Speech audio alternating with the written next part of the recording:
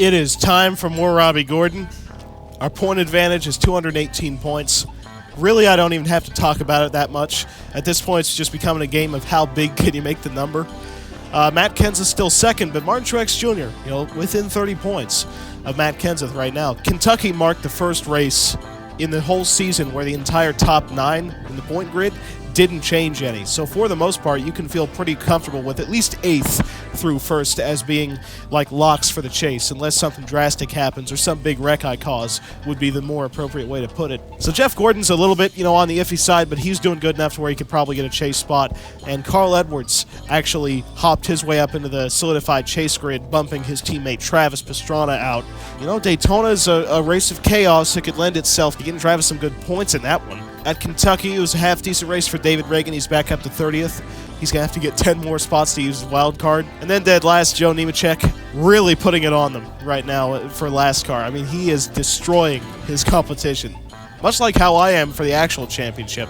But anyway, like I said, next race, Daytona. Okay, this is the dead halfway point of the season, the Coke Zero Sugar 400.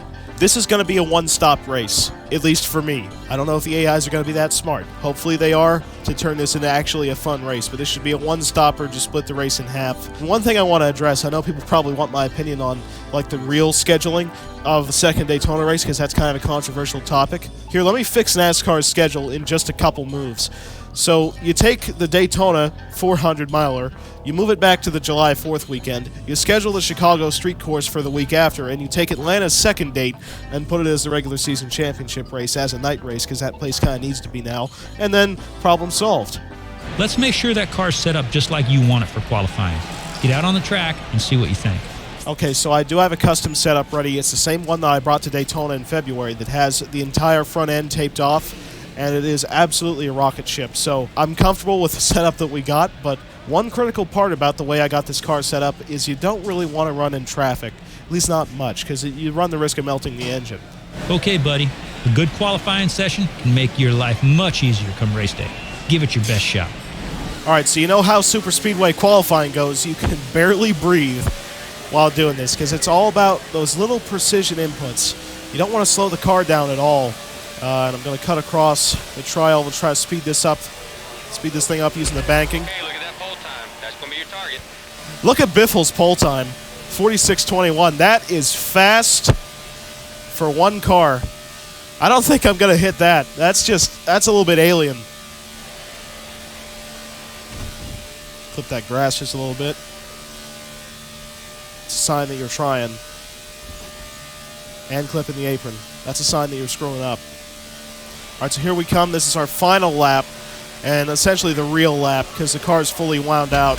22nd first lap. Killed the cone, I could say that. Man, you really got to be precise with that input. Okay, so here we come. It's going to be better this lap. 10th. How do you like it? I wasn't expecting that. Top 10 grid position. Really good drive out there today. Top 10 is great. That was only 200ths actually off the pole time, which is way, way better than I expected. So obviously Greg Biffle on pole, Kurt Busch second. He's down 28th in points, so he needs a good run. Matt Kenseth, of course, still out-qualified me. That man is a legend when it comes to qualifying times this season. How you like a Marcos top 10 sighting? And a Juan almost top 10 sighting. So actually you have Marcos, Robby Gordon, Juan Montoya all in a row. That's the danger zone right there. David Reagan 24th. This could be a good chance for him to make up points if he has a good one. Travis Pastrana all the way down to 31st. Joe Nemechek all the way down to 41st. And Josh Wise dead last. Go out there and have some fun today. Welcome to the World Center of Racing, Daytona International Speedway, for our coverage of the Coke Zero 400. I'm Mike Joy with Darrell Waltrip. Mike, this race is run at night, but this track is so hot and so slick. And they have a great fireworks show after the race, but we're getting ready for one in the race. Who do you like tonight? Jeff Gordon has 6 wins here. Well, there's a number of guys that I like. David Reagan. He's run this race before, but you got to keep an eye on that 88 car, man. The Earnhardts love this racetrack. All right, Darrell, time to go. Boogity, boogity, boogity. Let's go. Great American racing, boys and We got that boogity in. Nothing fancy. Stay focused. We'll be just fine. You notice it didn't say wrong way on this one. Why is that? Inside. And also, why does the game sound way louder? Car inside at your door. Matt Kenseth just totally checked up the whole inside line. At your door. I don't know how that started. Car inside you. Stay up. Dale, One keep it inside. together. Stay off the sauce, man. 3 wide. 2 inside. I want clear of that. I told you it's a danger zone. You got Juan Montoya pushing Marcus Ambrose, Car inside. and that is horrifying. All right, get me into this inside line, please. Well, Martin Truex Jr. should be real eager to help me after I dumped him at Kentucky, shouldn't he? Car tucked in behind you. Fastest lap, Travis Quapple. Car outside. Sure. Sure, that's totally normal. High side. Truex going 3 wide. 2 high. way up this middle. Good low. Set him up. That's it. Car right behind you. Look at how far Juan's going forward. Keep rolling. I ain't working with him, but wow. Oh, man, that's a run. Up top at your door. This is a run. Car up high. Oh, man. Car outside. Going to the lead. Car up top. RGM builds some good horsepower, I'm telling you. Way to go, buddy. 4468. Right now. That is some speed. He's charging. Now I got to play the lanes. On your bumper. And really the biggest goal becomes to lose cars out of this draft. That would at least be really convenient.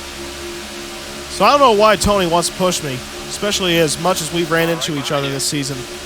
Looking out. I don't know why Carl wants to shove this much, but it's actually helping us a lot Right's clear. because we're gapping the field doing that. I wish he would have kept doing it.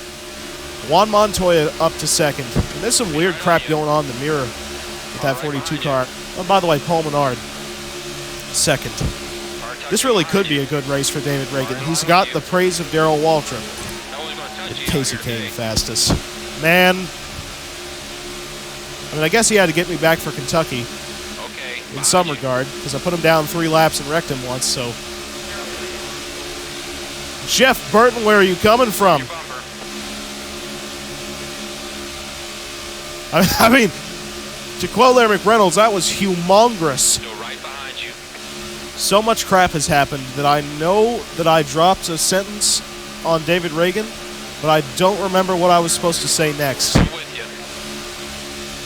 That shows you how far you got to be in the zone to block every lane. And I'm not going to block the far outside because now they're dropping off. Oh, yeah, Scott Speed up the middle. You know, he's running like third or something. There's no cause for panic there. Behind you. I'd really like to lose some cars out of this draft faster. Oh, my God, 4 wide David Reagan. The man has renewed confidence. Ryan Newman is weeble-wobbling a lot Car right behind you. in the rear view. Okay, Greg Biffle's got a half-decent run. But Kyle Busch's got a better one in that David Reagan pushed line, which is just nuts. David Reagan is up in the top 5, the exact time that he needed to start running good. Car tucked in behind you. And David Gillen's with him. Listen, I know FRM didn't run good at Talladega in the spring like they should have, but they are showing up now, and so is Travis Pastrana. Still right behind you. Wow, he's fast. I mean, he's got to beat his teammate Carl Edwards to make this chase. He's getting serious. Look at him. Having to go everywhere on the track to keep him behind me. Travis Quapple. Oh, man. He is really not going for last car anymore. He's going for NASCAR this time. Doing great. Nice and steady. Did you ever think you'd see Travis running second? Quapple Travis running second? Not Pastrana Travis? As crazy as that may be. Oh, man, Bobby Labonte got shot out of a canyon. That's 4 wide stuff. That's Matt Kenseth. making it happen. You know, the draft works really weird in this game. I swear, when the AIs are not up in your draft, they really can't draft back up to you. It's strange. That's why we keep losing cars in the draft, is because, like, you know, Kenseth just went up. He should be able to get picked up by Newman and then shoved past me, but instead, because he's not in my draft, he just drops back. It's really weird how that works in this game. Now, you know, Jeff Burton, the man who pushed me to the Talladega win for some stupid reason instead of passing me. He's up to second, but it won't be for very long. Casey Mears going to second. I mean, he was an early season chaser, but he started to drop out of the conversation. He's trying to force himself back into the conversation. As Juan, I'm having to chase over the entire racetrack to block him. I'm giving David Reagan the draft to take second. Oh my God, it's happened. Get the cameras out right now because it's the two winners of this season, 1-2 at Daytona. No cooler image. And as you can see, they've kind of lost my draft again. And for some reason, that makes them lose a lot of time not being in my exact draft. See, I'm giving Kyle Busch the draft, and he's able to go for a 3-wide move. Why am I the only car they can draft off of? That makes zero sense. But then again, what does in this game? I gotta lower my expectations. Why would I expect stuff to make sense? Okay, wow, Travis. He left-reared Paul Menard to get out of the way. That was actually incredible. Should I do the Dave Ellen strategy? Should I really only take right sides? I'm beginning to think it might be a legitimate option for me. You know, with a splash of fuel and right side tires. 4 wide and a tri-oval. Why? That is not the right thing to do. Back on the point of strategy, I can go all the way out to probably lap 22 before I have to pit. So that would give me 10 laps. If I did a splash of fuel, that would be probably half the amount of fuel. So that would mean 11 laps. So with 10 to go, I would have 11 laps of gas. It's just an idea. I don't really have to do it. But, you know, it'd be kind of funny for just a bigger advantage. But honestly, I'm probably just going to do 4 tires. Just be extra safe. 4 tires, fill the whole thing full of fuel. Because you know we got a fast car. We don't really need to try anything trick to give ourselves an advantage. You know, this part of the race is also somewhat mindless. You know, not nearly as mindless as Kentucky, but, you know, the way the AIs try to pass you is kind of predictable in this game. You know, the snaking and everything like that. As stupid as it might be, you know, in appearance, it's all pretty predictable. So, never mind. I almost wrecked myself on Quapple right there, but still, it also gets somewhat boring to the point of where you become your own worst enemy. That's why I wrecked myself at Talladega, cutting in front of Harvick's cars, just because you get road blindness from this. In fact, I'm not even really looking at the road. I'm looking at the HUD right now, monitoring my on-track position relative to the cars behind me. And it looked like Bobby was about to smack the wall there. He got a lot closer than I would have. Are we going to get people pitting soon? At least we probably should. Because, you know, lap 16, that's halfway. I don't know what the strategy outlook is for everybody, but I would have thought somebody would start pitting now. But within the next couple laps, that'll be the first cars, you know, to head in. Casey Mears second, by the way. That is awesome. Germain power, people. It's real. Yeah, Brad's still doing 4 wide.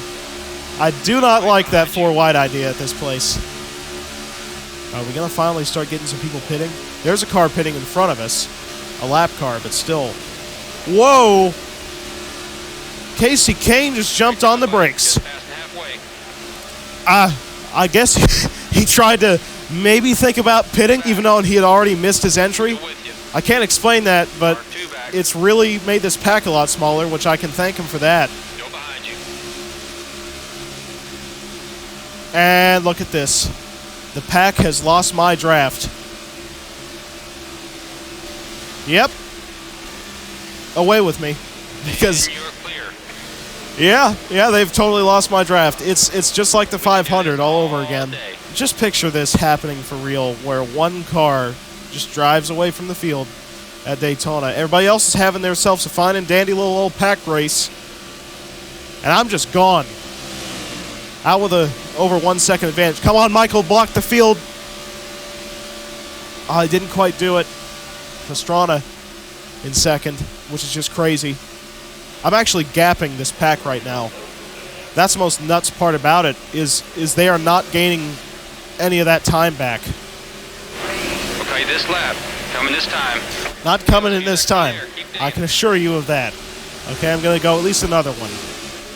This is the definition of boring at this point. I mean, I'm just making qualifying laps. The field is still stuck 1.4 seconds back. I cannot explain this. This is, again, like quantum stupid. Keep an eye on that fuel, buddy. You won't run on fumes. Do when you have to. Hit this lap. Hit this lap. Yeah, I mean, I'm probably going to pit this lap. In fact, I actually am.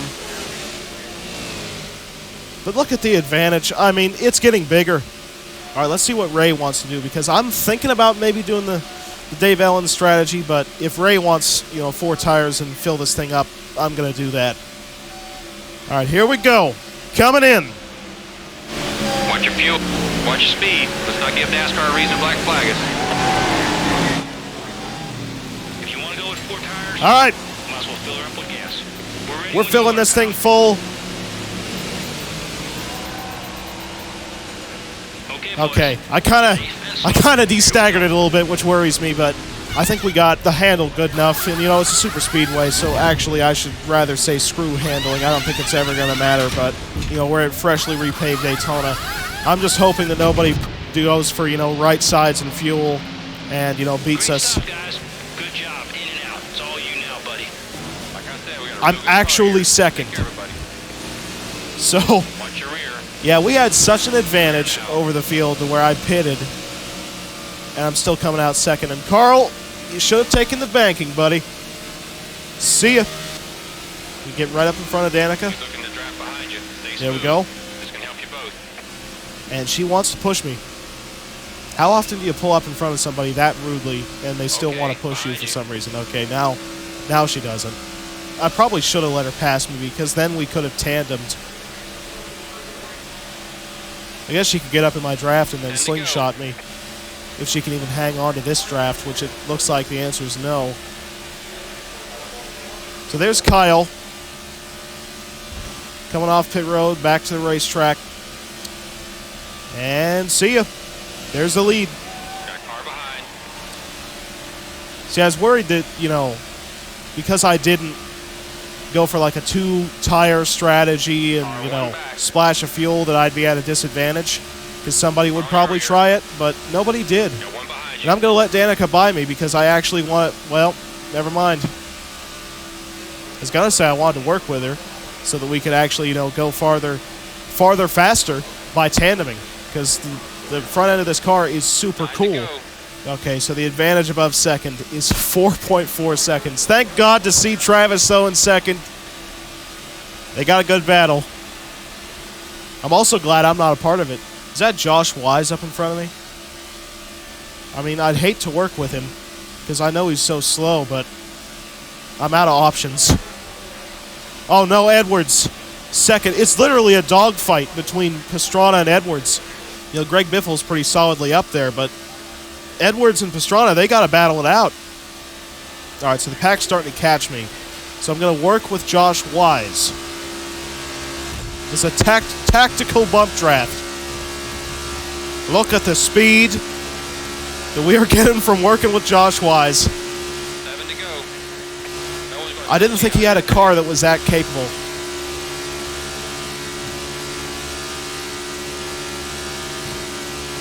Okay. Don't get too wiggly. Keep it together. And now duck to the bottom. Man, Ricky has really dropped off. I mean, he was doing awesome in the beginning part of the season. His great run at Vegas, that stuff, but he has just dropped way off in performance. While every other Roush guy, including Travis Pastrana of all people, are actually doing pretty good. Austin Dillon second. How you like it? Part-time rookie. Now Greg Biffle second. And I'm telling you, there's actually a really good battle for that second spot. You know, I thought the plate races in this game were supposed to be the craziest. I'm seeing nothing that would imply crazy factor. Here, I want to get the cone. There we go. I just wanted to make sure I got that. Martin Truex Jr. now second. I have no idea where Kenseth is if he's up in that lead draft, but like I said in the opening, Martin only has to make up 30 points to take second, which is still a pretty big point margin, no pun intended, but the point stands that the opportunity is there for the 56 to take that second spot pretty soon. What would the TNT booth have to say if this was going on? First place runaway by 3.6 seconds. Would at least Kyle Petty say it's incredible? Who's this up in front of me? Whatever you're doing, I think it's Dave Blaney. Might get a chance to, you know, tandem with him on the backstretch. We're going to ease my way up to the 7 car. There it is, contact. And now we are flying down the backstretch. You can just see that engine temp increase. Keep it together. Keep it together. Okay, we didn't wreck. Right's clear. That's all that matters. And I actually put 6/10 on the pack by drafting with him. Wow, this is boring. I was not expecting this. By the way, the pack's falling apart. Look at that. Maybe that's why they're not catching me. And by the way, they just hit lap traffic. That's why they're dropping off now. I don't think we're going to catch whoever's up in front of me. Might be able to just barely tell who they are once we take the checkers. But white flag. Come on, Victor Lane, buddy. This Last is it. lap. Okay, let's use that I've clean got a air. Keep digging. 4-second lead at Daytona, and it's not 1975. I really don't know what to tell you. Okay, we're not going to catch up to whoever that guy is, but Pack gained on me a little bit, 3.3 seconds. Coke Zero Sugar 400 win. Yes, yes, yes. Woo! Way to go, buddy. Great job. At least the field didn't Awesome, pit buddy. twice. I can give him Nice that. finish, buddy. Total team effort today. Great job. We'll see you in Victor Lane. There we go. Way to go. And you know what to do when you win at Daytona. You got to tear up the sign.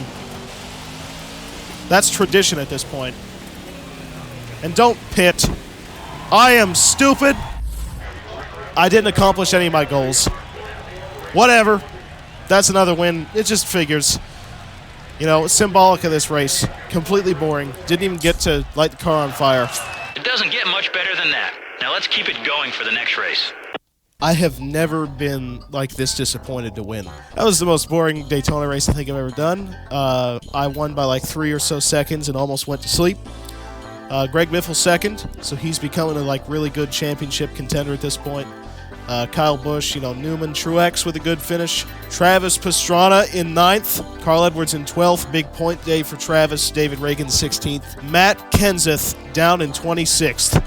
That is not good for him. That's going to bring Truex really close. Nobody DNF'd, but we lapped all the way up to 39th. So not a very impressive run for us when it comes to lapping cars because, you know, last time out of Kentucky I lapped everybody at least twice. But Joe Nemechek 38th. Not last at all. That's actually pretty impressive for Joe. I mean, I guess it's good that I didn't light the car on fire in February because the car that's going to be sitting in the museum for a year, you know, you don't want to burn the museum down when you get it in there. But I guess if you did, that's kind of a big way to make an entrance. Listen, I might have won, but oh my god, that race sucked. Point advantage is 248 because Kenseth, you know, finished down 26. So now the point gap between Kenseth and Truex is 9 points. So MTJ's having a really good run. He might not even need a spin gate to make the chase this season. For the most part, the chase grid stays pretty stable. Both Carl Edwards and Travis Pastrana are up in the chase grid now. Jeff Gordon's the man who drops out. So that means you have 3 Roush cars up in the chase grid. But Stenhouse all the way down 24th, which is really weird considering how good he did in the early part of the season. Yeah, David Reagan, 30th. He didn't make hardly anything up on the field at Daytona. Joe Nemechek still very much last in points. So anyway, that does it for today's edition of the Robby Gordon Season Mode.